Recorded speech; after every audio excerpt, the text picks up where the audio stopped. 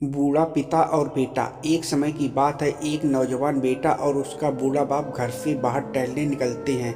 वे टहलते हुए बातें करते हैं और मौसम का आनंद उठाते हैं। बेटा अपने बाप की बहुत इज्जत करता है। तभी बेटे को वहाँ एक रेस्टोरेंट दिखता है, तो वह पिता से कहता है कि चलिए पिताजी, हम रेस्टोरेंट चलकर खाना खाते हैं। दोनों रेस्टोरेंट जाते हैं और खाना ऑर्डर करते हैं। पिता और बेटा खाना खाते हुए बातें करते हैं। पिता कहता है कि बेटा, क्या तुम्हें पता है, जब तुम छोटे थे तो मैं तुम और तुम्हारी माँ को यहाँ अक्सर खाना खाने आते थे। बेटा कहता है कि पिताजी, मुझे याद है, इसलिए तो मैं आज आपको यहाँ लेकर आया हूँ। पुरानी यादें ताज़ा हो जाएंगी। पिता अपने बेटे की ऐसी बातें सुनकर मन ही मन बहुत खुश हुआ। दोनों खाना खाने लगे। खाना खाते समय पिता के हाथ से खाना गिर जाता है और उसके कपड़े गंदे हो गए। ये देखकर वहाँ बैठे हुए लोग हंसने लगे, लेकिन बेटे को कोई फर्क नहीं पड़ा।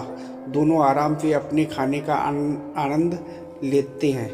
जब दोनों का खाना पूरा हुआ तो बेटा बड़े आदर के साथ पिता का हाथ पकड़ता है और उन्हें बाथरूम में ले जाता है। तो फिर से रेस्टोरेंट के सारे लोग उन्हें देखकर हंसने लगते हैं। बेटे को कोई फर्क नहीं पड़ा। बाथरूम में जाकर वह पिता के कपड़ों में लगे दाग धब्बे साफ करता है और उन्हें हाथ पकड़कर बाहर लाता है। वे दोनों अपना बिल मैनेजर को देते हैं और जाने लगते हैं। तभी मैनेजर बेटे को कहता है कि साहब, आप यहाँ कुछ भूल रहे हो।